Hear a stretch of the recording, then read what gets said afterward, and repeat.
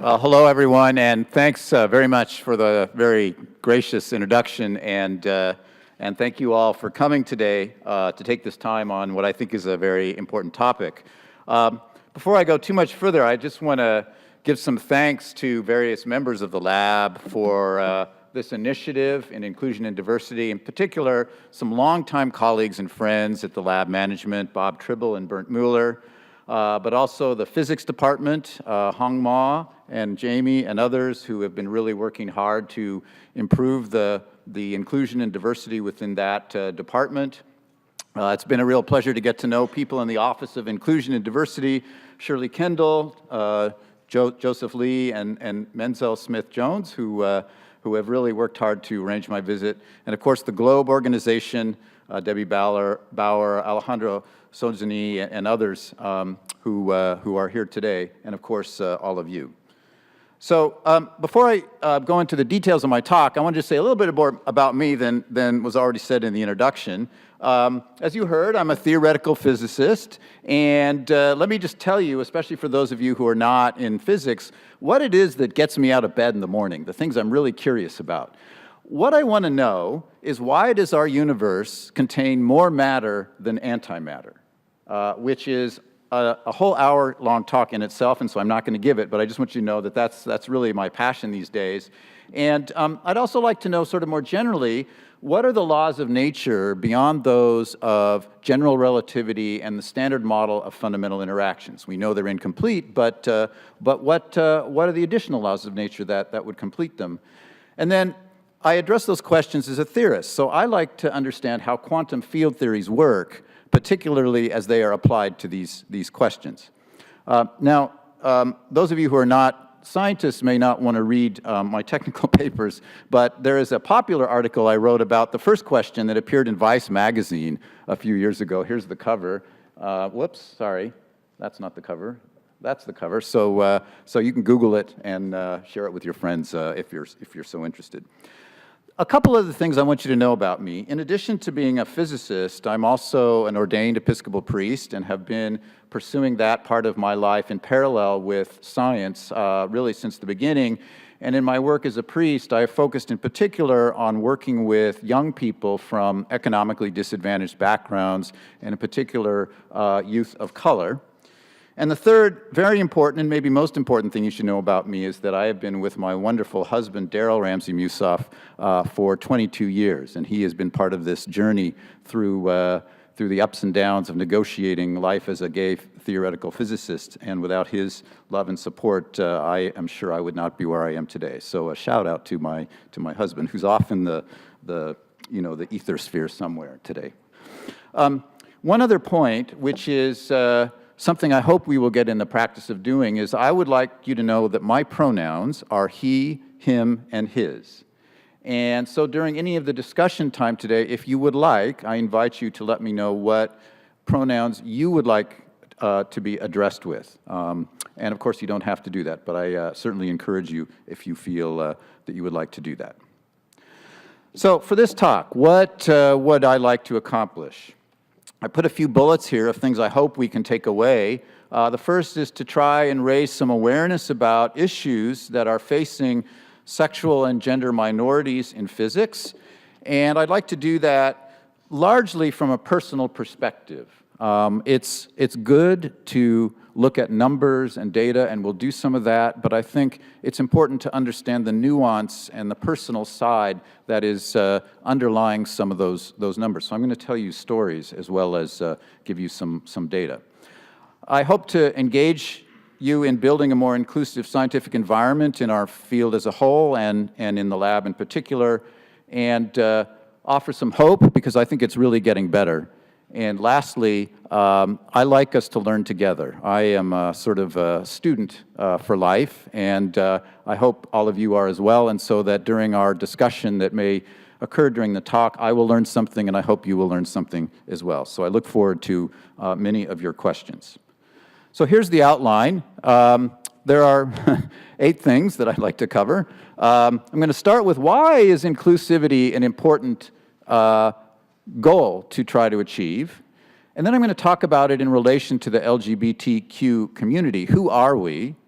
Then I'll discuss what this concept of the lavender ceiling is, provide you some illustration of that from my own personal experience, and then go into a more detailed discussion of explicit and implicit bias, share some data with you, give you a few ideas of maybe how to respond, and then end with a note of how I think it may be getting better. So feel free at any time to raise a hand and we'll stop for questions. So let's start with why inclusivity. From my standpoint, there are two reasons why inclusivity is important for us to talk about. The first is that I think inclusivity advances science. I wrote it this way that I think you may have seen in the abstract. Science advances most effectively when the scientific community embraces and supports scientists from all backgrounds and identities. Everybody has something to contribute to the scientific enterprise, and the more that we can include the full spectrum of talent and ability in that enterprise, the more that enterprise will advance effectively. The second is something that perhaps some of you may have thought less about, which is a human rights perspective. I believe that inclusivity advances human rights. What you may or may not know is that the American Physical Society has made the advancement of human rights for scientists an important part of its mission. There is a committee of the APS called the Committee on International Freedom of Scientists, or CIFS. I served on it for 4 years and chaired it for 1. I've put up here a statement about its mission statement that was written a little while ago, and the language is a little gendered, so I've noted that. But it is to achieve its full potential and benefit all, I'll say humankind. Science requires that governments, and I would say everybody, respect basic human rights, allow open communication, and avoid interference with the rights of scientists as they carry out their professional work. So what are those rights? To get an idea of that, I went back to the Universal Declaration of Human Rights that is now 70 years old. This is an international document, and pulled out a few key points that I think are relevant for this discussion. One that appears in the preamble is to uphold human dignity. A second is to respect the honor, reputation, and family configuration of all people. And I think in this modern era, we have changed our ideas of what family configuration means, and the respect for that is part of this human rights effort. A third, the social and cultural rights indispensable for the free development of one's personality. Everybody has a gift. Everybody has the right to develop that gift and to experience the fulfillment in expressing that gift in their life. And I think that's what this part of Article 22 is trying to say. Surprisingly to me, there is a call out about science. The document says that there is a right to share in scientific advancement and benefits, so inclusion. And lastly, protection of what the document calls moral interests resulting from one's scientific work. So both for the sake of science and for the sake of human beings, inclusivity is a very important goal for us to aspire to, in my opinion. So, inclusivity for LGBTQ people. Who are we talking about? I'll share a little bit of data here, which is from the Gallup Daily Tracking Poll.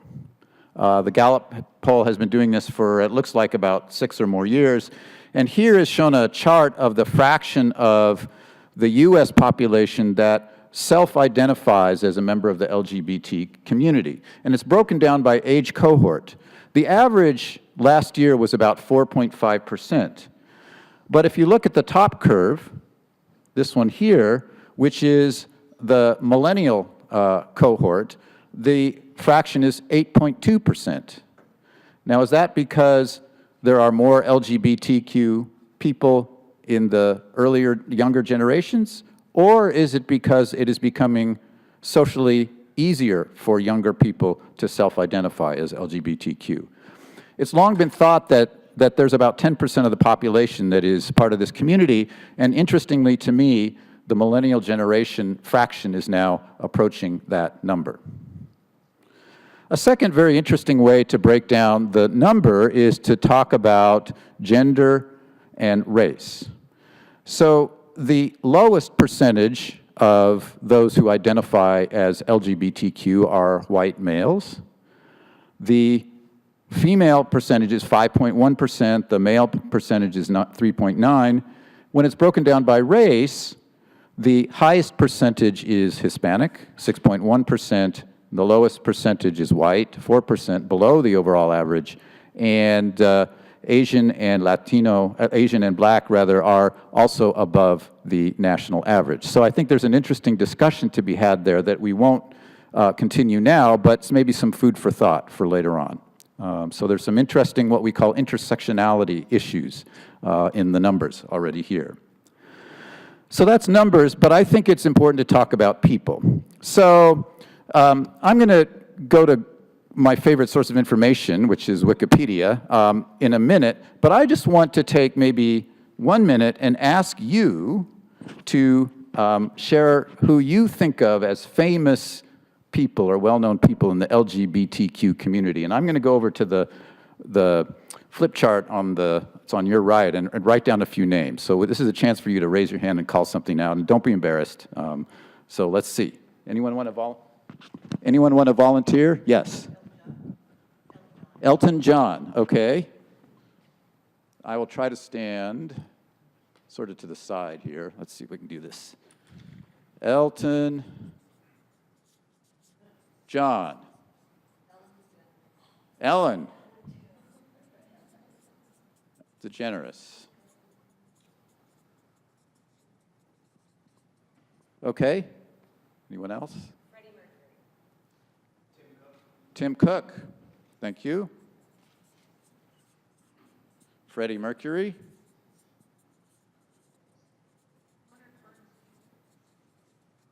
Leonard Bernstein.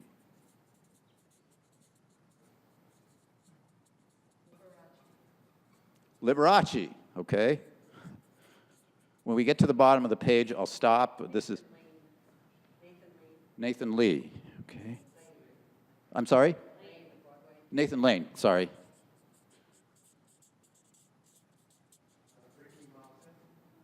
Ricky Martin. George Michael.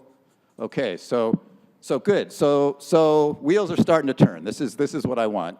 I will let you quietly continue this brainstorming and go back now to my Wikipedia exercise. And I admit this is completely non-scientific, but at least it's kind of indicative of where the famous LGBT people are in our culture.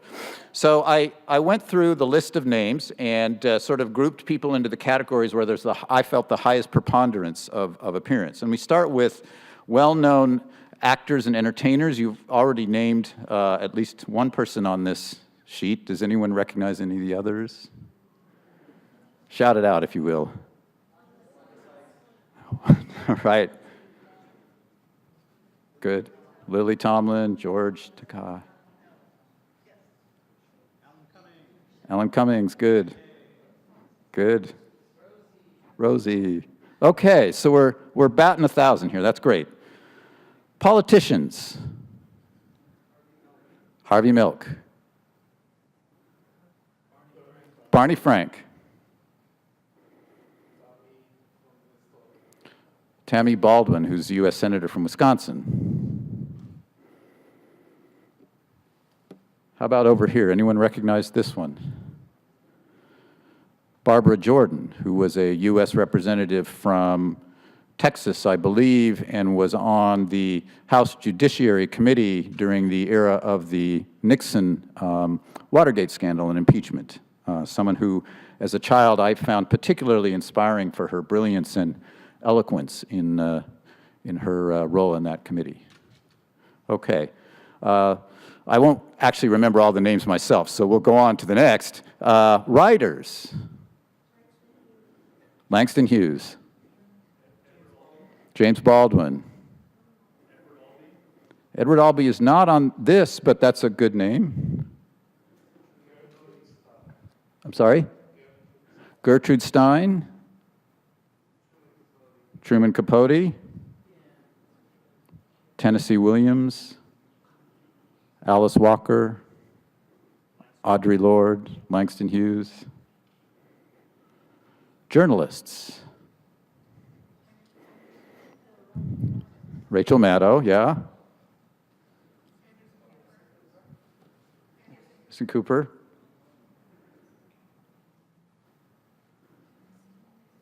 Don Lemon. Yeah. Robin Roberts. Musicians. Well, we got one already. Two, actually, already. Katie Lang.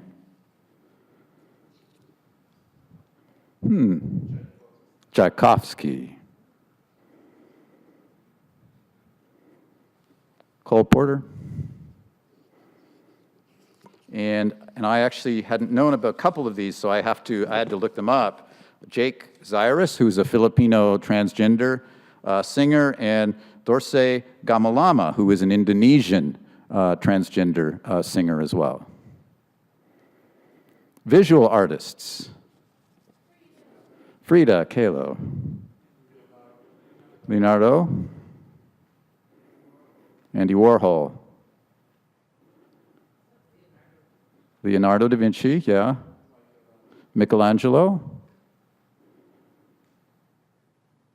Last one is Robert Mapplethorpe. Oh, yeah, okay. Athletes.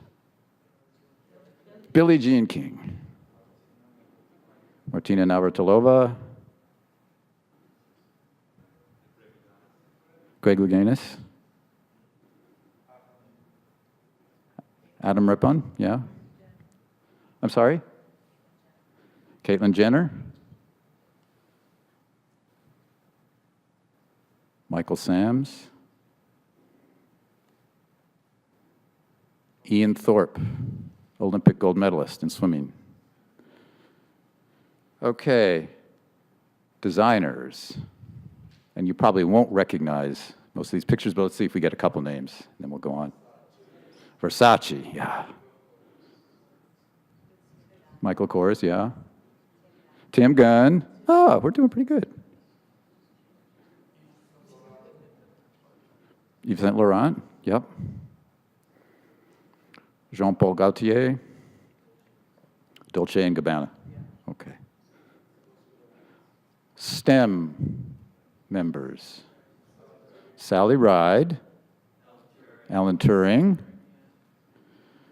So I only have 2 photos here. And in fact, I went through the whole list. There were 3,200 names, and there were 6 who were well-known professionals in STEM fields. And so I wonder, where are all the LGBTQ scientific leaders? And that really leads to the heart of the topic that we're discussing today, which is the lavender ceiling. Why so few? So I want to spend some time now talking about what I think this lavender ceiling is in science. And I'm going to try to cover the following 4 ideas. First of all, what is it? Secondly, what are its indicators? Third, what factors maintain it? And lastly, what are its impacts? So let's start with what it is. The lavender ceiling is really the analog for LGBTQ people of what is better known as the glass ceiling that women experience. And I found this description on the web a few years ago of what it is: the inability for gay, lesbian, and bisexual, and I would add transgender people, to be promoted due to workplace discrimination or access to social networks. It is similar to the glass ceiling of gender. And it's not a new concept, actually. Already 25 years ago, it appeared, for example, in a Los Angeles Times article that I've quoted from below. And I won't read the whole article to you, or even this quote, but I want to highlight one portion, which is the presence or absence of the lavender ceiling. It says, can spell the difference between promotion and stagnation. And so if we think about those bullets from the Universal Declaration of Human Rights, social and cultural rights indispensable for the free development of one's personality, share in scientific advancement and benefits, protection of moral interests, the lavender ceiling, it would seem to me, gets in the way of those principles of human rights. What are its indicators? Well, some may be obvious, some less obvious. One indicator is a hostile climate, leading maybe people to pursue other careers. A second would be exclusion from opportunities that might advance one's visibility and career prospects. A third is discounting of scientific achievements. And the last, which I think is something the lab is trying to address, which is non-receptivity to concerns by those in positions of power. What keeps it in place? Well, I think for LGBTQ people, it's very similar to other people in other minority groups. Ignorance is a big factor. Bias, cultural expectations, and by the way, on bias, I'm going to come back to this in more detail. We'll talk about explicit and implicit bias, and another related aspect of that is something called the bystander effect, which you may or may not have heard of, and we'll come to that. Cultural expectations. I'm going to talk about a couple of them. One I call the red carpet syndrome, and the second is the burden of perfection.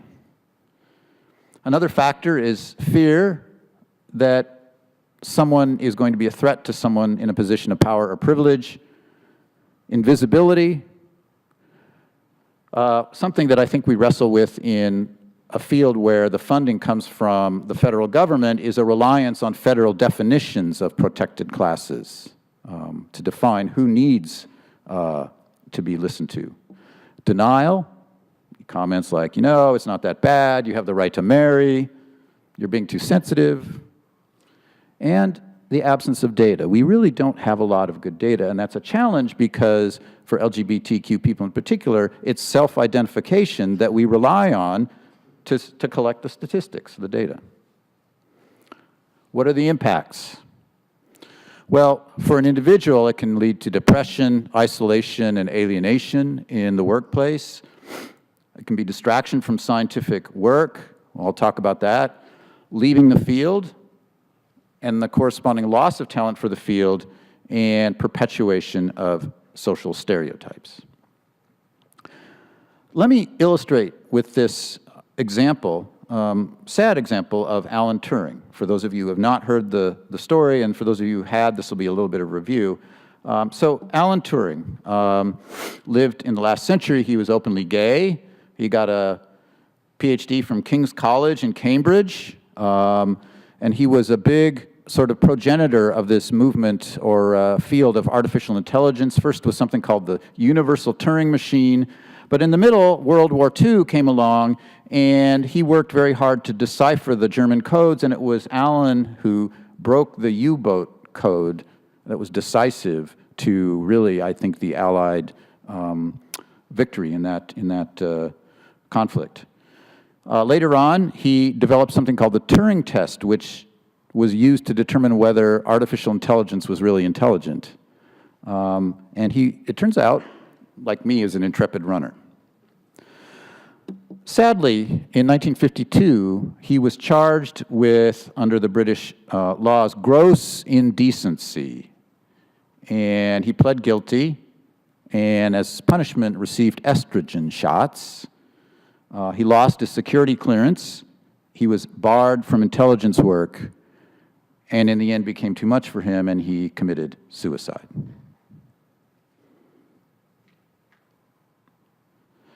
It wasn't until 2009 that the British government officially recognized the real crime that it had perpetuated in the case of Alan Turing.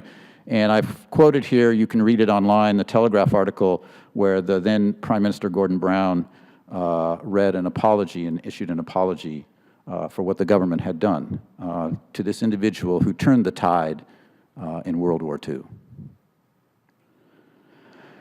Now that's a pretty somber note, and we should remember it, but I also think that the situation has improved remarkably for LGBTQ scientists in the West since that time, and at the same time there are still what I call human rights obstacles that remain for us to address. And so let me tell you a little bit, maybe in a little more lighthearted way, how to think about some of those obstacles. One are in cultural expectations or stereotypes. I call them expectations because I think that is a more appropriate word. And I call this one the red carpet syndrome. What is the red carpet syndrome? Well, here's the Academy Awards. Okay, there's the red carpet, and out come the potential recipients of awards onto the red carpet, and the whole place is designed to the nines, and the clothing is flawless. And who do you think designs most of those dresses and suits?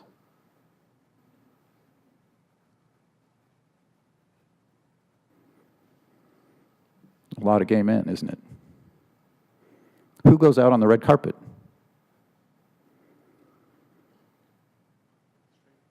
It's not the gay men or lesbians or bisexual or transgender people, typically, is it? So the cultural expectation is that we are supposed to be preparing the red carpet for somebody else. Now, there's actually a more serious historical example of this that I'd like to share with you in case you don't know about him. It has to do with someone named Bayard Rustin. Has anyone here heard of Bayard Rustin? Okay, let me tell you Bayard Rustin. Bayard Rustin was a civil rights activist who was openly gay. He was a colleague of the Reverend Dr. Martin Luther King, and it was Bayard Rustin who actually did all the behind-the-scenes organizing to facilitate the March on Washington occurring. But at the time, because of his sexual orientation, the leadership felt that he could not be publicly acknowledged because of the scandal that it would create and detract from the larger goals of the movement. So that's a big red carpet, an important one. And if you'd like to read more about his experience, there's a book I recommend called A Time on Two Crosses that is written by Bayard Rustin. It's an excellent book that details his journey as a civil rights activist and as a gay man. But he was another example of playing that role of behind-the-scenes facilitation for the advancement of another cause. A second cultural expectation I call the burden of perfection. And part of this, I take from a book that many people in the community have read. It's called The Best Little Boy in the World. It's a book about the journey of coming out as a gay man. And the idea is that in order to overcome the stigma and shame that comes with being gay in a prejudiced society, we are raised to be the best kids, perfect, to put on the armor of perfection. And this now becomes a burden because the social expectation is that in order to be valid, we have to be flawless. There's no room for error. And that creates a lot of pressure. Something that is not a cultural expectation, but is a phenomena that is often been true in my experience is something called the bystander effect. Anyone heard of the bystander effect? Yeah, a few people have. Well, the idea is you see a crash, and you think, well, someone else is going to take care of it, or I'm not equipped to go in and respond. And so no one does. And so the hurt person is just there. If that hurt person is the recipient of some kind of prejudice or discrimination or bias, and no one stands up to confront it, then what one has is a bystander effect. And the bystander effect is one of those things that, in my experience, perpetuates any kind of discrimination, the Lavender Ceiling in particular. A fourth is the sense of threats to power and privilege. And I organize this around what I call the power and privilege pyramid. Whether we like to admit it or not, each one of us in this society assumes a place of relative power or privilege vis-a-vis other people based in part on our identities and demographic location. So if someone from a lower position is trying to advance, and the thought is that advancement means someone else higher up has to be knocked out, there's going to be a feeling of threat. And so what the response is try to keep the people down in the lower positions. Okay? That is a phenomenon that I have experienced on occasion as something that is an obstacle that I have had to contend with over the years. So red carpet syndrome, the burden of perfection, bystander effect, and the power and privilege pyramid are concepts I would like you to try to keep in mind as we go into what I'd now like to describe as kind of my personal journey as a gay man in this field. And I want to do that by starting with a little bit lighthearted way, what our field sort of expects for the early physicist's brain to be occupied with. So here's an early physicist brain, and what do we expect people in theoretical or experimental physics to be thinking about as they start and advance their careers? Well, science, science, science, career, science, science, career, science, science, science. What if one is LGBTQ? And in addition to all those sciencey things, we also have to think about coming out. So I want to illustrate now for you the additional brain power and emotional energy that has to go into things that aren't related to a scientific career that someone who is non-minority typically doesn't have to contend with. We'll start with self-acceptance. This is really a big one for sexual and gender minorities, to be raised in a society where the expectation is to be straight, cisgender. That's everything that our culture tells us is right and good. How do I accept that I'm different? For me, I tried not to as a young person, and as we'll come to shortly, spent some time in therapy, what we would now call conversion therapy, to try not to be gay. It didn't work. And as a graduate student at Princeton is when I finally found the courage to come out in the middle of working on a PhD. And my world was changing while doing my science. Closely related to that is family acceptance. And I think this is one of the special aspects of being a sexual and gender minority is contending with the possibility of family rejection. My family is not a religious family. Even though I'm an ordained person now in the church, my family is not a religious family, and yet they had a very hard time with my being gay. And this didn't just occur, the tension around it, when I was a PhD student, but has continued over the course of my career trajectory, as we'll discuss. And I remember sitting in the office in Jadwin Hall with my office mate who was working away on calculations, and I was reading letters from my parents and trying to craft responses back as to why they should support me for who I was, instead of spending my time thinking about my science. Social inclusion. What about friends? When I came out, big worry was I going to have any? What was going to happen to them?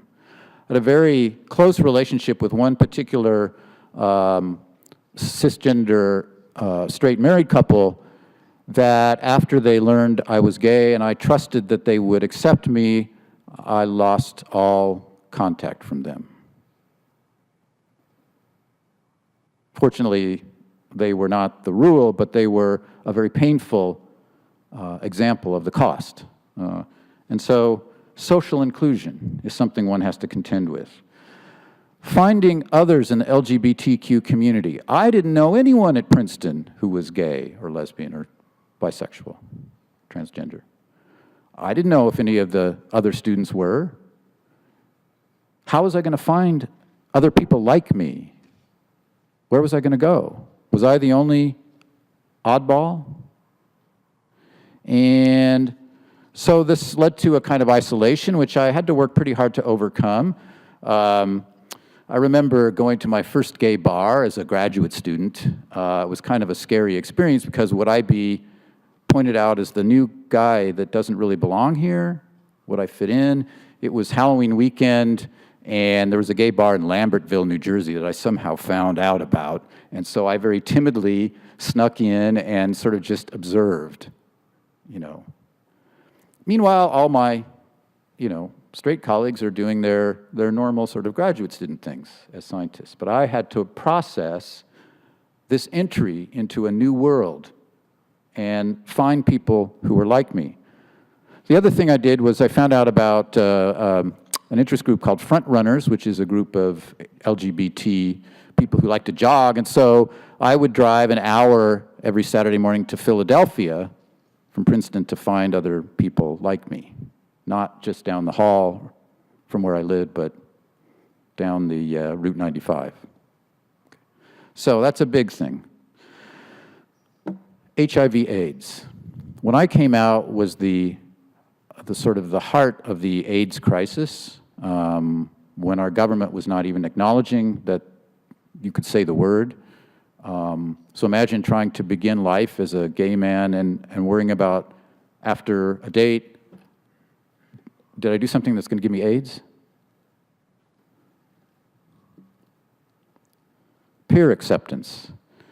As those of us who are scientists know, when we are doing research, we work in very close quarters with our peers in science. And I had a group of real buddies in my days at Princeton, and I had to go through a real mental preparation to inform each one of them that I was gay, and then anticipate what might be the response. Would I lose their trust? Would I lose their esteem? Would I no longer share the companionship in science with them that I had come to rely on? Mentors and role models. I didn't know any gay scientists. So I had to first worry about how my PhD advisors would say, and thankfully they are very open-minded and accepting people, and so that barrier was crossed. But then going on, how could I envision my future in this field if I don't see anyone else like me who's done it? Workplace climate. Was it going to be friendly? Was I going to hear those denigrating remarks? If so, how would I respond? Would I have a career path? Would I be able to move to places where there might be a community of people like me outside of work that I could at least rely on? And closely coupled to that is the concern about legal protections. So think about the balance of mental and emotional energy that goes into all of the things on your right compared to someone who is a member of a majority group in science and trying to determine whether or not you can make it in this field, let alone how successful you can actually be. I want to say a little bit more about the coupling between legal protections and employment and career path. And I'm going to start with this map. This is a map from the Human Rights Campaign that shows the current set of states that have or don't have some form of anti-discrimination protection for LGBTQ people. And just so I get the colors right here, it's a little hard. The deep purple means that statewide, regardless of who you work for, there is an anti-discrimination law for LGBT people. Then there are some lighter colored states. The next to darkest color is Wisconsin here, which doesn't include transgender. And then the next lightest color are, I believe, protections for LGBT people in the public sector, but not all sectors. And then the lightest ones are just for lesbian, gay, and bisexual people in the public sectors. So complete coverage exists in 22 states and incomplete coverage elsewhere. So this map is what it looks like today, but it didn't look like this in 1989 when I started my career trajectory. I just want you to realize. So where I was a postdoc at MIT, as you heard, in a purple state, we'll call it. And so then I had to go and find a faculty job, ideally. And so where was my faculty job? Well, my faculty job opportunity was in Virginia, which at that time had no protections. But yay, faculty job. I made it, right? So that's what I was going to do, move from Boston, which is a very inclusive and supportive place, to southeastern Virginia, which I didn't really know about. Well, what was my experience there? My experience there was mixed. At the time, I was in my first serious long-term relationship with a partner who is black, and so we were an interracial gay couple moving from Boston to the South in 1989. And what was the reception going to be? Well, at the laboratory, Jefferson Lab, I was very fortunate because the head of the theory group, Nathan Isger, which some of you here may know, was a very foresightful person, offered to pay out of his funds domestic partner benefits for my partner, even though nothing was offered by the lab at the time. And he and his family made sure to invite us to their house for dinner, so we felt socially included. On the other hand, we had, over the course of the 3 years I was there, only one other social invitation from my scientific colleagues, and that was one other interracial couple, straight couple. So social isolation was a big factor. I was out at work, and that led to some workplace climate issues, which I'll mention. And in the end, the pressure became very, very high. And so when there was an opportunity to leave a tenure-track position for a non-tenure-track position in Seattle, Purple State, I went at the end of the day. Now, Seattle, as you may or may not know, was one of the first cities in the U.S. to have a anti-discrimination ordination, and the culture there for LGBT life is very vibrant and welcoming, and it's sort of part of the fabric. And so I was able to sort of put my life together outside of the workplace in Seattle. Seattle was wonderful for me in that way, and that's where I met my husband, Daryl. But the position was a term position, so I wasn't going to be able to stay in physics in Seattle, and so I kind of faced a turning point, okay? Now, Seattle, you know, is home to a lot of the tech industry. Boeing used to be headquartered there, and Microsoft and other Amazon and company now. So at the time, I had to think about, did I want to try to tough it out in physics, my love on your left, particle and nuclear physics, or should I, you know, take care of my quality of life and stay in Seattle and go into the private sector? So I remember going to Boeing Field for a job fair and, you know, taking my CV around and that kind of thing, and it was a real decision whether to go on in physics. So in the end, I did, applied for jobs, but was only going to take jobs after my Virginia experience in places where I thought the social climate would be welcoming, and so I fortunately got one in Connecticut, at the University of Connecticut, which is in Storrs, which is a little town, but it was New England, progressive New England. And so we moved to Providence, Rhode Island, because that's where there would be at least a reasonable LGBT community, and so it meant driving an hour and 15 minutes each way to work every day, but okay, I had a job again, a tenure-track job, and we had some semblance of a healthy family life in Providence. My experience there in the workplace was mixed. I had some really great and welcoming colleagues, and there was also a situation that arose that is one of the most challenging in my life, that I'm not going to tell you the details about out of trying to keep, you know, anonymity for other people involved, but in the end it entailed my having to invest thousands of dollars in legal fees, enormous mental and emotional anguish. At some point, I had some fears for my safety, and there was a real impact on my health. The pressure was tremendous. So I made another tough decision with Daryl and left a tenured position for a non-tenured research position at Caltech in Pasadena. Caltech was a phenomenal place for me, because people cared about science and only science. And it didn't matter who I was apart from that. So some of my closest professional and personal relationships were formed in Pasadena, and I would have stayed there the rest of my life, except that in the mid-2000s there was a downturn in federal funding for science, and some people who've been through these processes in nuclear and particle physics know that this kind of goes up and down, and when you're in a non-permanent position, so-called soft money position, your job is not secure, and so Daryl and I decided it would be good to try to find a permanent faculty job. And so we looked in the purple states, okay, and thankfully found one in Madison, Wisconsin. So moved there in the latter half of the 2000s to a tenured position at UW-Madison, which is it's a very outstanding physics department, and again, thought that was going to be it. And there were some really great colleagues that I had there, and there was also some very difficult experience that I experienced, workplace climate. So, on the job market again, looking in the purple states. And now we have landed in western Massachusetts, about as purple as I guess you can go. Very, very socially accepting climate in and outside the department in general. So, not a trivial journey, I would say.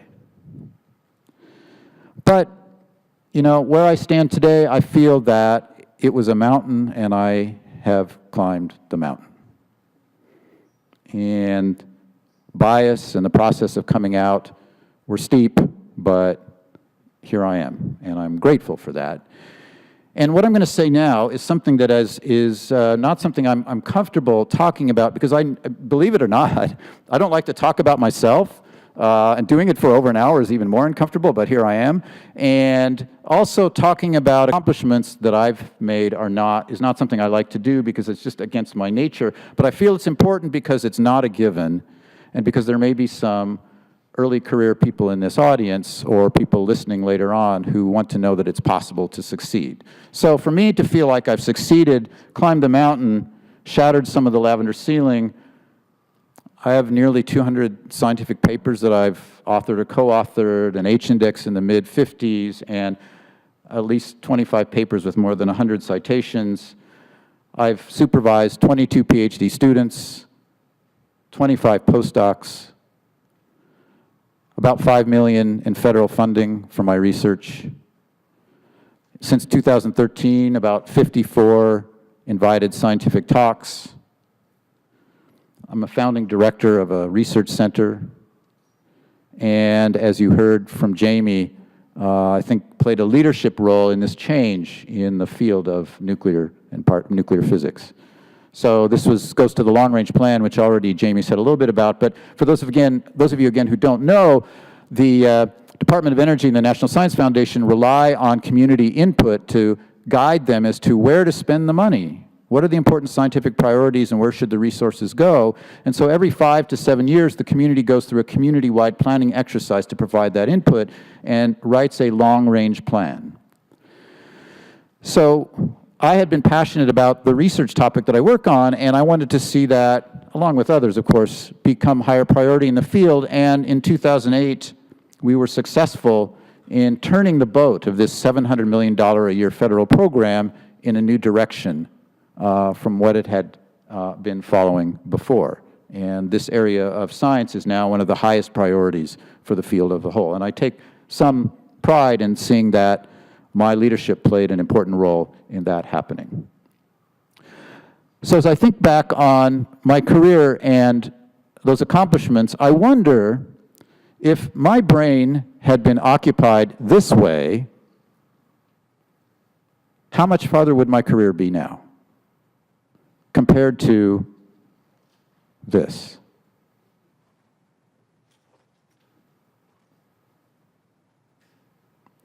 And I also wonder, where would the field of science that I work in be if I had made a turn to the right in Seattle and not tried to stick it out in science? So, climbing the mountain. I think it's had its benefits. But it's also required support from my family and friends, and the good news is there are lots of allies in the field whose support and encouragement I relied on, and I think other young people today are able to rely on. So, I'd like to spend some time now drilling down more into this topic of bias. Since I've sort of concluded most of my personal journey, and I want to talk a little bit more about explicit and implicit bias, which is the other side of that mountain. What is the difference? Explicit bias, and here's, I think, a good definition of explicit bias, refers to attitudes and beliefs we have about a person or group on a conscious level, and much of the time, these biases and their expression arise as the direct result of a perceived threat, which I mentioned earlier. Implicit bias, you might think of as unconscious bias as well, also known as implicit social cognition. Implicit bias refers to the attitudes, stereotypes that affect our understanding, actions, and decisions in an unconscious manner. So what's the difference on a practical level between the two? I want to go through some examples, and I've drawn these from my own experience, but I'm going to ask you for your response. Explicit bias or implicit bias? Okay? So let's start with the first one. Here's an image that seems sort of part and parcel of our culture, ostensibly straight couple expressing their affection for each other in a United Airlines cabin, by the way. And the reason I picked a United Airlines cabin was several years ago, Daryl and I were in a United Airlines cabin, and we similarly expressed our affection to each other. And unbeknownst to us, in the row behind us was a off-duty United Airlines agent in his uniform, and he reached his head through the seats between us and said, "Excuse me, but what you just did is really offensive to me, and I would appreciate you refraining from that on the rest of this flight." I call that the "you offend me" example. Explicit or implicit bias? Explicit. Okay. Another example. When I was teaching an undergraduate course, I won't mention the university, somehow Daryl managed on my birthday to sneak into the classroom before and get all the students together, and they had a big cake, and surprised me when I walked into lecture with a happy birthday. It was one of the most wonderful moments that I could imagine, and I thought, wow, this is really great. So later on, as you know, if you are in a university setting, students fill out evaluation forms, and they rate their professor, which they do online these days, but we still do it now electronically. At the bottom of one of my forms was written, "Homosexuality is wrong." Explicit or implicit bias? Explicit. All right, let's do another example. You see this couple. What are you going to assume about them? Romantically involved, probably. And so several years ago, Daryl and I went to rent a car. And we have, by the way, I didn't tell you this, we have the same last name. We got our names changed in 1996 in Seattle. So that's the Ramsey-Musolf. He was the Ramsey, I was the Musolf. And so that's it. So we go to the rental car counter, and they see us, and we present driver's licenses with the same last name. And the agent asks us, "Oh, so are you brothers?" Implicit or explicit bias? I think it's a little hard to say what was going on, but it's somewhere in that bias region. Now let me come to the baby shower example. One of the places where we lived, we were very friendly with all our neighbors in the neighborhood. We had socialized with them, gone to dinner at some of their houses, chatted every day or every other day, on the way to and from work. One Saturday afternoon, I'm out in the front yard, raking the leaves or whatever, and across the street, one of the teenage daughter of our next door neighbor comes out of the house with a plate of cake and comes over to me and says, "Hey, aren't you going to come to the shower? The baby shower?" I said, "What baby shower?" Well, it turns out everyone else in the neighborhood had been invited to the baby shower, and not us. So we raised this with these neighbors, and they said, "Oh, we forgot you." Implicit or explicit bias? Hard to say, but there's certainly some implicit bias there. All right. I walk into my office one day, and my computer is missing. And you know how theorists love their computers, right? It's, next to espresso, the lifeblood of a theoretical physicist.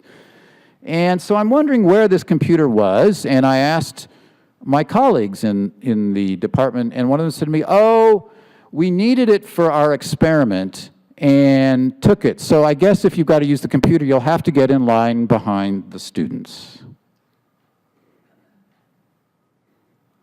No one ever contacted me ahead of time to ask if they could take the computer. Implicit or explicit? There's maybe no right or wrong answer in these questions, by the way, but I came down on the side of maybe there's some implicit bias there, because why me? Room rearrangement. So, at another point in my career, I was teaching a class in a room that also served as the seminar room. And the seminar room, to show the seminars, you had to rearrange the furniture, move the tables out in the hallway and rearrange the seats, and then afterwards put it back together for the class. So I was not in charge of the seminars. It was the job of the seminar organizer to make sure the furniture was arranged. And so I walk into the classroom one morning before my class, and it had not been put together after the previous seminar the day before. And so I wrote to the organizer and I said, what's happened? It seems the furniture didn't get put back together. And this person wrote to me and said, "Oh, I know that's my job, but I'm not coming into the office today, and I'm sure you can put the room back together." Would there be some implicit or explicit bias in that, do you think? Hard to say, except if you think about the red carpet syndrome. What's the cultural expectation for gay men? All right, so I'm lecturing at a national lab, not Brookhaven, by the way. It was a review talk I was giving on one of the research topics I worked on, and there's a room like this size, but all the seats are filled, and it included in the audience the chief scientist of the laboratory, and I was reviewing a topic on which both of us had worked, and in the course of describing his work, said something that apparently was provocative, and so he, in the question period, came back to it and said, "I just want to tell you, what you said was a stupid thing to say, and that if you just think about it a little more, you will come around to my point of view." Implicit or explicit bias?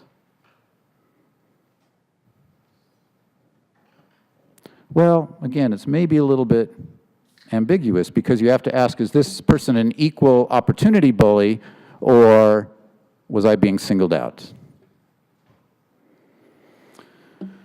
The memo example.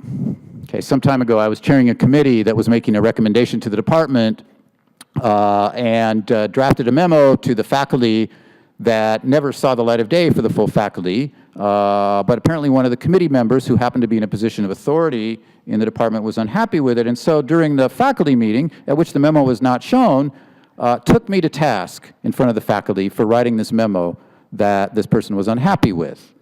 And it led to a debate about my competence and integrity in front of the faculty colleagues, which I have to say is one of the more humiliating experiences in my life. And so I later went to my office to try to recover from it, and this person came by and tried to explain what they had done. And I said, well, you know, I consider that a public shaming. And they said to me, well, I felt I was within my right to publicly disrespect you because you wrote something in that memo that I didn't like. Implicit or explicit?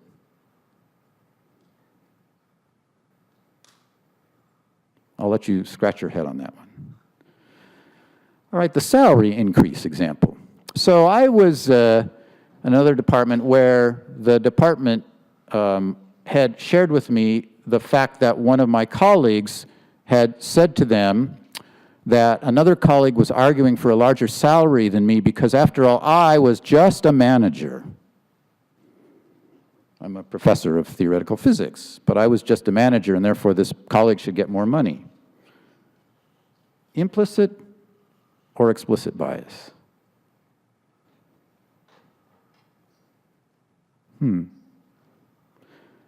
Public talk at a division of nuclear physics meeting, and I made a scientific talk with some policy recommendations, and there was some question and answer afterwards, and in response to the question, gave what I felt was a very reasonable and thoughtful answer to the question, which apparently the questioner didn't like or couldn't rebut, and so replied, well, you're just a very good politician. Implicit? Explicit? Any bias at all? No one else, by the way, responded to that. So I said, I'm not a politician, I'm a scientist. In many of these cases, when I've shared some of these stories with colleagues, some of them will say, oh, you're being too sensitive. Implicit or explicit?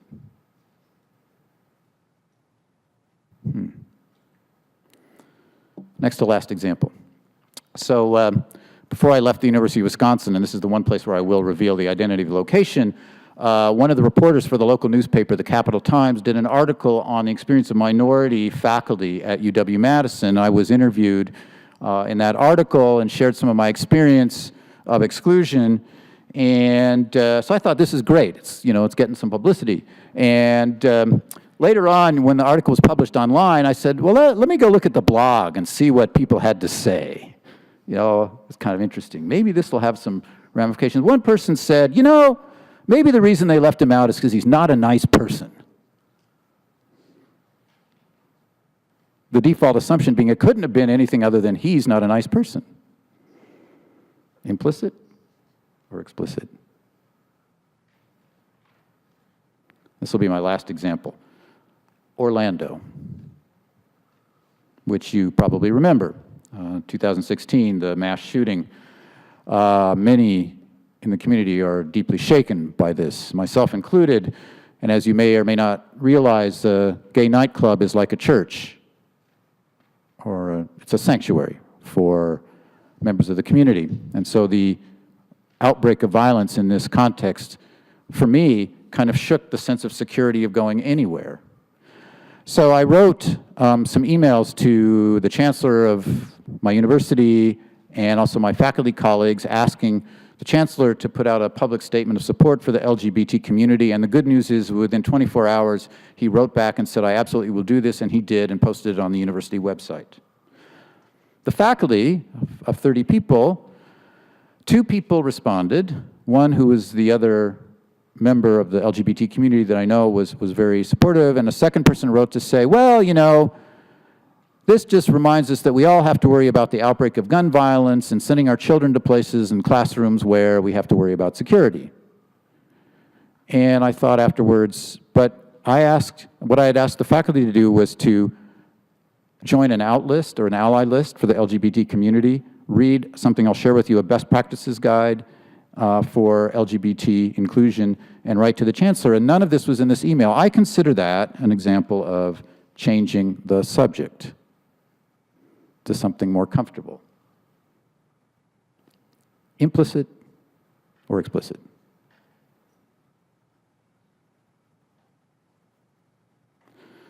So I share those with you in my story because I'm now going to share a little bit about some data, and we'll get close to the end of the time here. But I want you to have some texture to the numbers and the stories that I'm going to share a little more rapidly going forward. There isn't much data in physics, in science in general, but the good news is that recently the American Physical Society convened an ad hoc committee to study the climate for LGBT physicists, and they issued a report and took some data, and this got a response of somewhere over 300 people, so it's not huge statistics, but it's a start. And I want to share with you some of the themes that emerged from that survey, which are kind of coincident with some of my own experience, but not all. And the first is that LGBT physicists do experience uncomfortable workplace climates, and it's quite variable depending on other factors. 15% of gay men experience uncomfortable workplace, 25% of women, and 30% of transgender or gender nonconforming. And at least 30%, if not more, have witnessed some form of harassment in their workplace. Second finding was that in many departments, the social norms pressure people to stay in the closet. And there's a quote here. In the last lab I worked with, I was afraid to even mention that I might be gay. They were all very traditional sort of people. And related to that is the feeling of isolation. And the quote here is, "I'm not really out at work because I don't feel comfortable outing myself in an environment there. There are no other out LGBT individuals in my department." Many of us have experienced or observed exclusionary behavior. And the lowest fraction is for gay men, and I experienced it. For LGBT women, it's 31%. For gender nonconforming, it's almost half. It's even tougher if one also has another aspect of one's identity that is not majority. And let me read you this quote. "It is my impression that faculty are intolerant and silent bystanders toward LGBT students. Upon hearing comments made by faculty, I know that our negative attitudes and stereotypes toward LGBTQ people and people of color," and I highlight the silent bystanders effect. And the most hostile environment were for transgender and gender nonconforming physicists. 36% of those in the community considered leaving their workplace. Again, think about my turning point as an example. Finding allies is a challenge. Here's one example where someone did manage to find an ally, but it's certainly a need. So what can you do in response? Well, the first great thing is you came to this talk, and I am really grateful for that. A second is to acknowledge, and I think everyone should do this, acknowledge your social location. What do I mean by social location? Where do you stand or reside in the pyramid of power and privilege? Awareness of that location is a first step toward lowering what may be the unconscious ways of responding to people who are different or in lower positions. And my way of thinking about this actually goes to a theologian who's very influential to me. He just passed away this year. His name is James Cone. He's a liberation theologian, and he has a concept of something called the axiological grid. What's the axiological grid? Well, in cartoons, the axiological grid is really the mental filter that takes information that anyone receives and turns it into perception. And what James Cone points out is that, for example, it is impossible for a white person in the United States not to have built into their axiological grid some racism by virtue of growing up in a society where racism exists. And so the job to address racism in part is to identify those elements of the axiological grid that are racist and try to remove them and replace them with more inclusive ones. The same principle applies to any identity and anyone's location on the social power and privilege pyramid. So thinking about one's axiological grid and what are the elements that are there that lead to assumptions about other people and or perceived threats, and how do we change them is a first step. I encourage you to read the APS climate study that I just summarized very briefly. I also want to tell you that a group of us have been working for years on something called a best practices guide for physics and astronomy departments, and you can download it online. If you don't want to read the whole report, there is a quick start guide. That's a one-pager, and I'll just highlight some of the bullets from the quick start guide. Assess and address, break the silence and invisibility, support and include, set the example and expectations, educate and advocate. Just a few examples of each of these. Assess and address. Brookhaven might conduct a climate survey and then respond with some appropriate policies. Break the silence and invisibility. Maybe someone here can join an out list if you are a member of the LGBTQ community, or an ally list, or add welcoming language on your website, or a sticker on your door. Support and include. Plan inclusive social events. Provide equal restroom access. Set the example and expectations. Identify, as I tried to do at the beginning of this talk, your preferred pronouns and invite others to do the same. Confront discriminatory behavior. Educate and advocate. Take anti-bias training. Work for lab-wide supportive policies. In fact, I have a whole list of things that I've discussed with people at the lab before that are concrete steps, and I won't take the time in this talk now to go over them, because I want to point you to some other resources that you might turn to. There is an organization called the LGBTphysicists.org that has many useful resources to think about improving climate, including an outlist where allies can list their name and institution. So if someone is coming to Brookhaven and they want to know, is there someone here who's friendly that they can talk to and supportive, maybe they'll find that name on the ally list. There are other organizations for scientists, National Organization of Gay, Lesbian, Scientific, Technical Professionals, which is a real mouthful, I admit, NOGL Stop, it's called, but it's a great organization. For students out in STEM, in general for LGBTQ, the Human Rights Campaign, and of course here at Brookhaven, the GLOBE organization.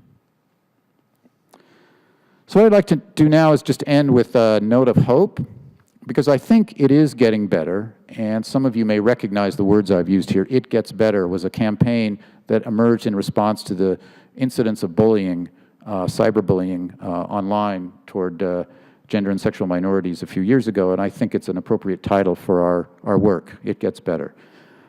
I'm hopeful because I think scientists want to get it right. And if I think about the allies that supported me all along because of my scientific capabilities and helped me climb that mountain, that gives me a lot of hope. The development of this organization, the LGBT plus Physicist, didn't exist 10 years ago. A climate report in physics, less than 5 years. A best practices guide. A lot is happening, and a lot more can happen. And I want to close with someone you've probably never heard of. And this is now drawing from one of the other aspects of my career. Her name is Suzanne Radley Hyatt. She was one of the first women ordained a priest in the Episcopal Church. She wanted to be a priest from childhood, but it was not allowed. And for most of her life, she worked tirelessly to advocate for a change in the church's policies that would open the door to women. And it wasn't opening fast enough, so in 1976, she organized with 10 other women and 2 courageous bishops what's called in the Episcopal Church an irregular ordination. It means illegal. Irregular ordination that ordained 11 women priests before the church as a whole had decided to do that. And that pushed the church into action. And now we've had a presiding bishop who is a woman. So Sue Hyatt is the one behind the scenes that organized all that to happen. And she's been an inspiration to me. She was an advisor of mine when I was in seminary. And there's a quote of hers that I really like that helps me think about my work and the work that we are doing when we confront any kind of barriers to inclusivity. And she said, "Someone must shake the foundations so that others can topple the walls." And I really do feel that with regard to inclusivity of LGBT people, the foundations are shaking, that the Lavender Ceiling is cracking, and that with help from people like you here today, the walls are going to come soon tumbling down. Thanks very much.